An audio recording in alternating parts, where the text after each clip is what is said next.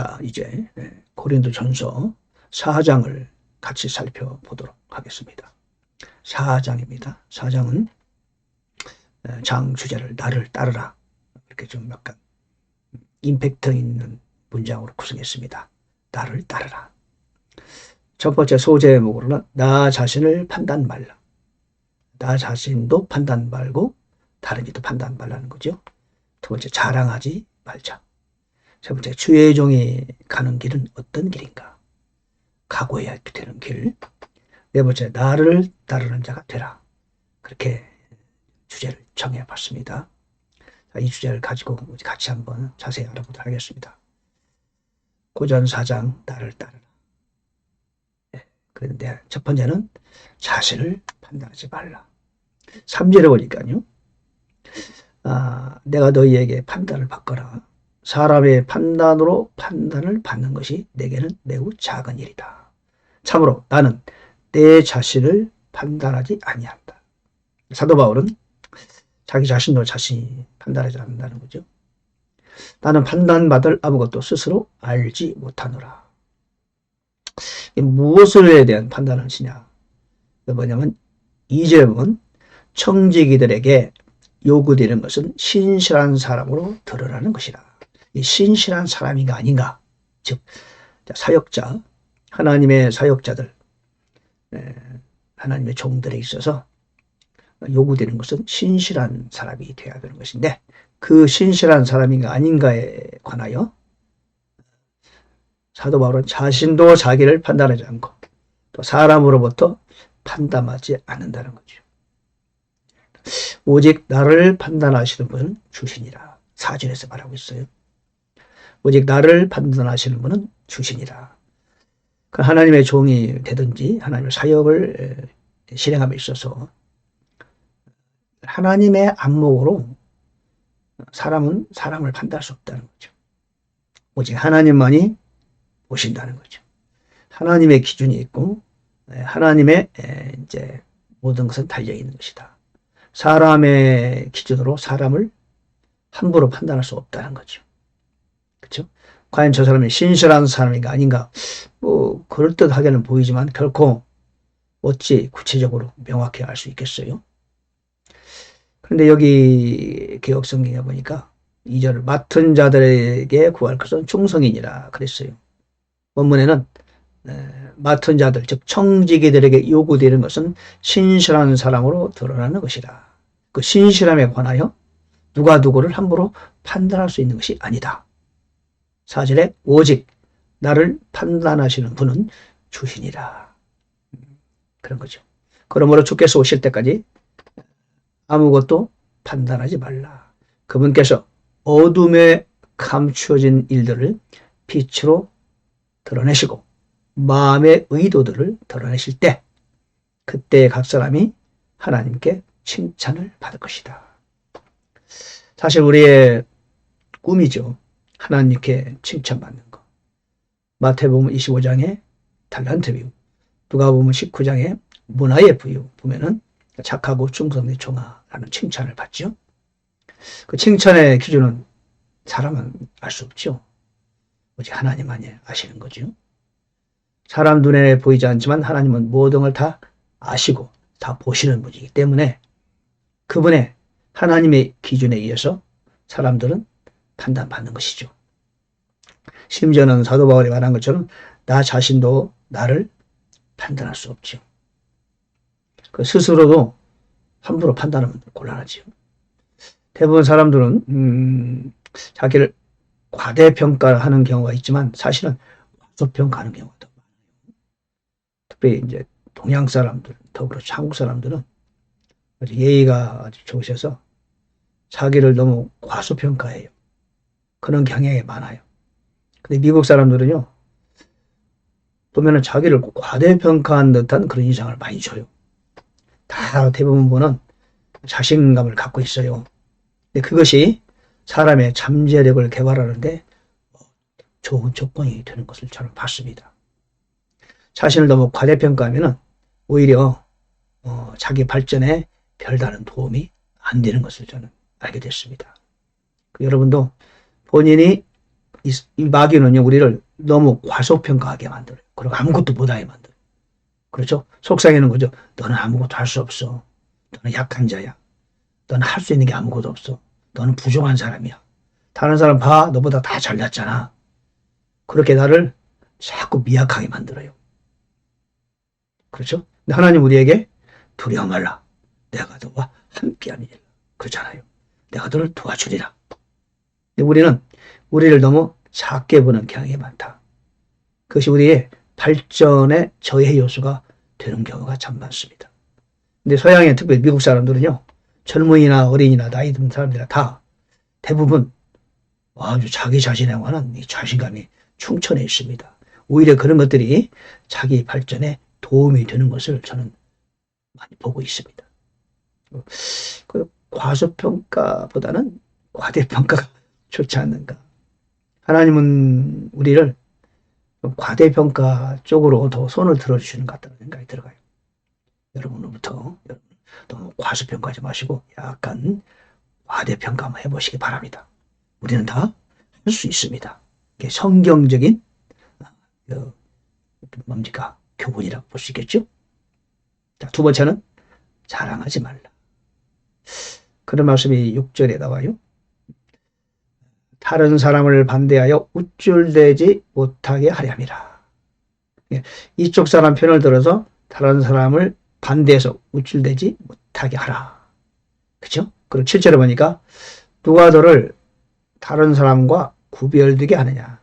네가 가진 것 중에 받지 아니한 것이 무엇이냐. 이제 네가 그것을 받았을지인데 어찌하여 그것을 받지 아니한 것 같이 자랑하느냐. 사람들은 이렇게 좀 자랑하는 그런 우를 마음이 범하지요. 다른 사람에 비해서 내가 더 잘하는 게 이게 있어. 그걸 자랑해요. 근데 성경은 지금 말하고 있는 거죠. 그래, 네가 갖고 있는 거 좋아. 자랑할 만한 거 있어? 근데 그거 누구한테 받은 거야? 지금 이렇게 묻고 있는 겁니다. 그거 누구한테 받은 거야? 본래 네 거야? 누구한테 받은 거야?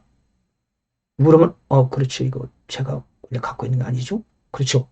하나님이 주신 거죠. 근데 왜 네가 자랑해? 이걸 말하는 거예요. 네가 너도 그거를 누구한테 받았는데 그거를 왜 처음부터 자기 것인 양 자랑하냐 그 말입니다. 네가 가진 것 중에 또 받지 아닌 것이 무엇이냐? 그게 바로 오만함이고 우쭐대는 거죠. 어리석은 거예요. 우리가 여러분 저나 우리나 잘하는 게 있잖아요. 다른 사람보다 좀 평가 우위에 있는 게 있죠. 근데 그것이 과연 다 하나님이 주신 거란 거죠. 다 내가 누군가로부터 받은 거죠. 누군가가 누굽니까? 주님이 우리에게 주신 거죠. 왜 주셨을까요? 그래요. 하나님 우리를 사용하시려고 주신 거죠. 그럼 우리가 남보다 좀 나은 것 같은 것을 갖고 있다면 하나님이 나를 하나님의 영광을 위하여 사용하시기 위하여 주신 거죠. 내 것이 아니에요. 이건 또 나를 위해 쓰시라고 주신 것도 아니에요. 주님을 위해 쓰라고 준 거예요. 그러므로 자랑할 만한 자격이 없어요. 근데 그것 때문에 스스로 자랑해서 넘어지는 경우가 화다하죠. 마귀에게 속는 거예요. 그러므로 자랑하지 말라 우리에게 권고합니다. 감사하고 하나님께 감사하고 영광 돌리는 것까지 하고 자랑하면 안 돼요. 오히려 좀 미안해야 되지 않겠어요? 저 사람한테는 안 주고 나한테만 주신 특별한 거 이거야. 또 미안하네. 하나님께 죄송합니다. 어쨌든 하나님 주신 거니까 최선을 다해서 잘 개발해서 다른 사람을 섬기는 도구로 쓰고 하나님의 사역에 쓰임받는 도구로 쓰겠습니다. 그 하나님이 기뻐하는 거죠. 그것이 바로 이 땅에서 상을 받고 하늘에 상을 받는 도구로 써야지 그걸 자랑하다가 넘어지면 우리가 손해죠. 그렇지 않나요? 예. 세 번째는 주의 종이 가는 길. 제게 소제목을 정했어요. 참 여기 보니까 9절부터 13절 보니까요. 고전 4장에 참 가슴이 아픈 얘기가 많이 나옵니다. 참 너무나 마음이 아프고 숙연한 내용이죠. 제가 읽어볼게요. 내가 생각하건대 하나님께서 사도인 우리를 죽이기로 정하신 자 같이 마지막에 두셨다. 우리가 세상과 천사들과 사람들에게 구경거리가 되었노라. 참 사도가 좋은 게 아니에요. 그죠? 구경거리. 다 사도들이 순교의 제물로 세상을 떠났지 않습니까? 사도 요한만 제도하고. 그 다음에 10절 보니까 우리는 그리스도로 인해 어리석은 자가 되었으나 너희는 그리스도 안에서 지혜롭고 우리는 약하나 너희는 강하며 너희는 존귀하나 우리는 멸시를 받는도다. 누가? 하나님의 사역자가 그랬다는 거예요. 그리고 현재 이 시각까지도 우리는 굶주리고 목마르며 헐벗고 매 맞으며 일정한 거처가 없고 또 수고하여 우리 손으로 일하며 욕을 먹으나 축복하고 핍박을 받으나 그것을 참으며 비방을 당하나 간절히 권면하느니 우리는 이날까지 세상의 오물같이 되고 모든 것에 찌꺼기가 되었노라. 야, 참. 누구에 관한 지금 서술하는 겁니까? 예. 하나님의 종이 가는 길이 이렇다는 거죠. 목사님, 제가 보니까 우리 목사님 안 그러시던데, 좋은 건 다 누리시던데. 예, 그렇죠. 그렇죠. 그건 부끄러운 거예요. 정말로, 물론 오늘날 참 사회 환경이 이 정도는 아니죠. 그러나 사도 바울의 삶은 이랬다는 거예요. 죽이기로 정하시는 같이 마지막에 되었다. 구경거리가 되었다. 그죠? 때로는 어리석은 사람도 되고 약하게 되고 멸시를 받았다. 굶주리고 목마르며 헐벗고 매맞으며 일정한 거처가 없고 그랬단 말이죠. 비방을 당하지만 간절히 권면했다는 거죠. 이거 복음 전도자의 삶을 말하고 있는 겁니다. 여러분, 주의 종은요, 설사 이런 환경에 처하지 않는다 하더라도 이런 정도의 각오를 가져야 됩니다. 왜냐? 우리는 이런 대우를 받으면 그게 오히려 상이 되는 거예요. 주의 종이 대접받는 것은 그건 참 복이 아닙니다. 저는 그렇게 생각합니다. 하나님의 종이 되려고 작정한 순간 참 세상의 모든 좋은 것은 이미 포기한 지 우리는 오래 아닙니까? 주의 종만이 아니죠. 우리가 진정한 그리스도의 삶을 살아가려면은 정말로 그렇게 참 자기의 명예나 이런 것들 모두 땅에 내려놔야 돼요. 그것이 하나님이 기뻐하는 거죠. 예수님이 그러셨잖아요. 하나님의 영광의 본체시지만 참 종의 형체를 가져서 이 땅에 오셨고 어릴 때부터 쭉 육체를 잘하셨고 그 거처도 없이 그냥 다니시다가 비참하게 참혹하게 피를 흘리시고 죽으셨잖아요. 그분이 우리의 참 발자취를 우리가 따라가야죠. 그러므로 주의 종이 가는 길은 결코 영광과 박수갈채 받는 길은 아니라는 거죠. 이 구절을 통해서 우리의 주의 종의 정체성을 다시 한번 확인할 필요가 있습니다. 네 번째 보니까 나를 따르는 자, 오늘 제목이 나를 따르라. 그렇죠? 너희는 나를 따르는 자가 되라. 그렇게 말했어요. 예, 이제 16절에 보니까 그러므로 너희에게 간청하노니 너희는 나를 따르는 자들이 되라. 개역성경은 나를 본받는 자가 되라 그랬는데 본받는 거하고 따르는 거랑 좀 다르죠. 물론 따르는 것에 본받는 것도 포함되겠지만 좀 어감이 좀 다르잖아요. 따른다는 거하고 본받는 거하고 좀 다릅니다. 그죠? 예를 들면 우리가 앞서간 사람이 험한 골짝, 사망의 골짜기, 참 그런 거친 광야를 갈 때 우리는 뒤를 따른다. 이런 것이 있고 본받는 건 좀 어떤 인격적인 부분이 많죠. 그죠? 본받는다는 것은 내면적인 면이 좀 강하고 따르다 그런 좀 외면적인 면이 강하지 않겠습니까? 그런 면이 좀 있는 것 같아요. 그래서 나를 따르라고 주님은 우리에게 말씀하셨죠. 나의 제자가 되려가는 십자가를 지고 나를 따르라. 어떤 고난과 환난도 우리는 두려워하지 말고 따르라는 그런 거 아니겠습니까?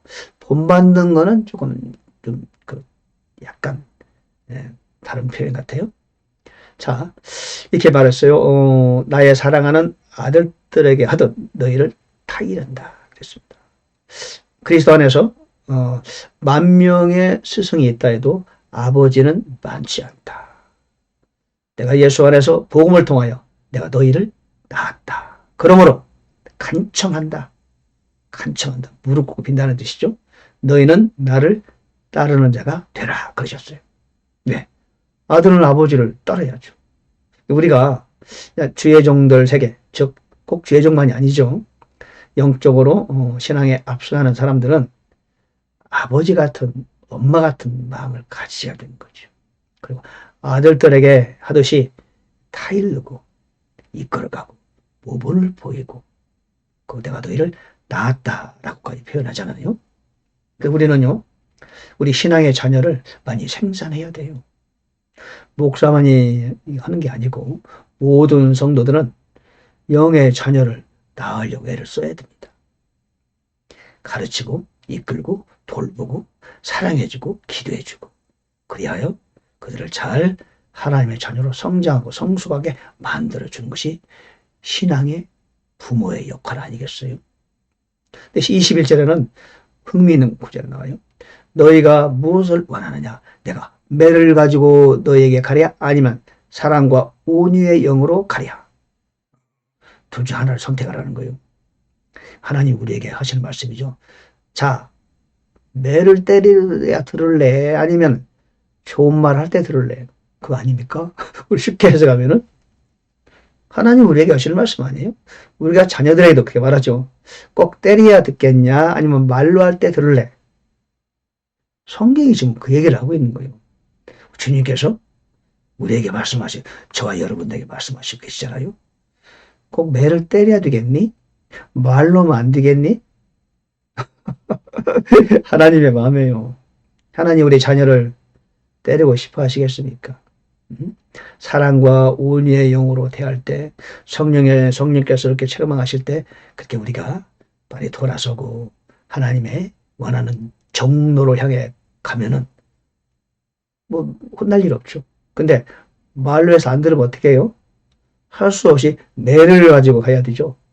지금 사도 바울이 고린도 성도들에게 지금 21절에게서 말하는 거예요. 너희가 무엇을 원하느냐? 매를 가지고 갈까? 아니면 사랑과 온유의 영으로 가랴? 사도 바울이 매를 때리고 수는 없죠. 이거 결국 하나님을 대신해서 사도 바울이 지금 고린도 교회 성도들에게 말하고 있는 거 아니었습니까? 자, 오늘은 나를 따르라. 여러분 우리 모두 나를 따르는 자들을 주세요. 그렇게 말할 수 있다면 얼마나 좋겠습니까? 예, 나 자신 누구도 판단하지 말라. 그 사람 신실한 사람이 아니다. 하나님의 기준을 사람이 함부로 정하지 말자. 자랑하지 말라. 왜? 우리는 모두 누군가로부터 받은 것이다. 섬기라고 주신 건데 그걸 왜 함부로 그걸 자랑하느냐. 그거는 결코 지혜로운 태도가 아니다. 자, 주의 종이 가는 길은 때로는 어둡고 쓸쓸하고 궁경거리가 됐고 참 모멸을 받고 힘들고 어렵지만 그러나 그것은 주의 종이기 때문에 기쁨과 감사로 가야 되겠다. 자, 나를 따르는 자가 되라. 매를 가지고 갈까? 사랑과 온유로 갈까? 그렇죠? 우리가 하나님께 매 맞기 전에, 그렇죠? 하나님이 사랑으로 책망하실 때 성령의 책망을 속히 듣고, 그래서 올바른 길로 돌아서는, 자, 저와 여러분이 되기를 바랍니다. 고린도전서 4장에 있는 이 말씀의 은혜와 축복이 여러분 모두에게 임하기를 바랍니다. 감사합니다.